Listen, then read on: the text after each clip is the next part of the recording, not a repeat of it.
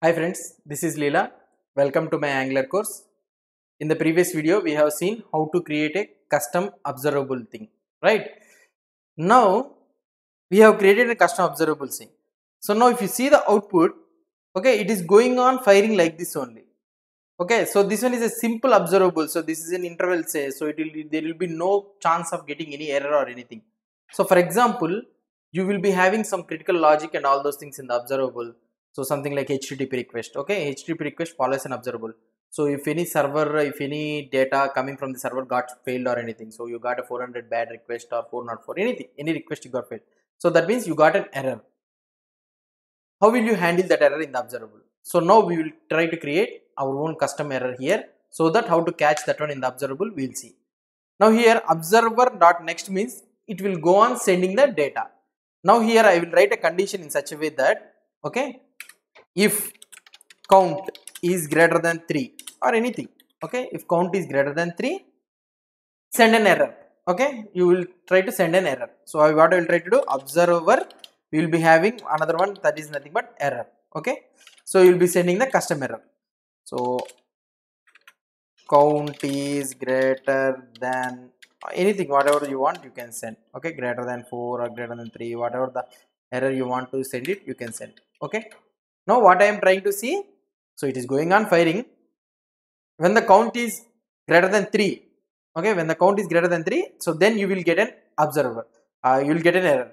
So when observer encounters a problem error, so it immediately stops executing this interval and all those things. So we'll see here. So now here I have gone through, I will refresh the code here, 0 1 2 3 4, and immediately you got an error. See, okay, so we got that error is greater than 3, and now the observable is not executing. If you are able to see, observable is not executing immediately. So now we got an error. How we can catch an error from in the custom observable type? So if you encounter any problem, you want to save it to the database, or you need to send a log to database such that the problem has occurred, some problem has occurred, so you need to emit an event for that one. So how you will do?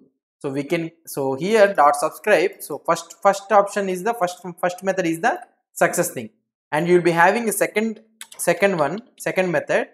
Okay, that is nothing but the error. So on error you will write console.log error. Okay, so this is the how you will be taking. So now if I refresh here, so automatically it will be refreshed, and now if you observe here the code, you will get 0, okay, 0 1 2 3 4, and again you got a, see, without any red color you got count is greater. Previously we got a error something like red, in reddish color it has displayed. Now we are displaying this error from where we are displaying, so we are catching that error and we are displaying it in the console.log. See, so now we are able to catch that error here. Okay, so in this way, if you encounter any error from the observable, okay, so this one we have written in our own custom observable. So here you will be having, for example, this root.data.subscribe data. So if you have any error, you can write error here.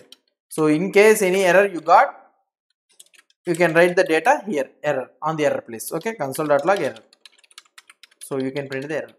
So in order to catch the errors, so from the observable you will be having this one. And another one is complete. So that means, for example, you take again the HTTP request. So when HTTP request is completed, when will be the HTTP request will be completed? When you get successfully the response, 200 response and the data from the server, then you can say that HTTP request is completed. Then that means you need to stop that observable. There is no need for you again to send next and all those things. There is no need for us to send you until and unless when we need to observe that observable thing. Until and unless we get a response from the server, we need to observe that one. So until after getting the response, so we can stop that observer thing. So not throw an error. So when we throw an error, automatically it stops. We need to stop it manually. How we can stop that one manually is we will see here. So for example, here I will write if count is greater than 2. So same. So before firing this error thing, this complete will fire. So we can write observer.complete. Okay, so we can write observable.complete. Now if you see here, so if you see, if I refresh this one, now if you are able to see the output here, now 0 1 2 3 and it has stopped C. So and it has stopped.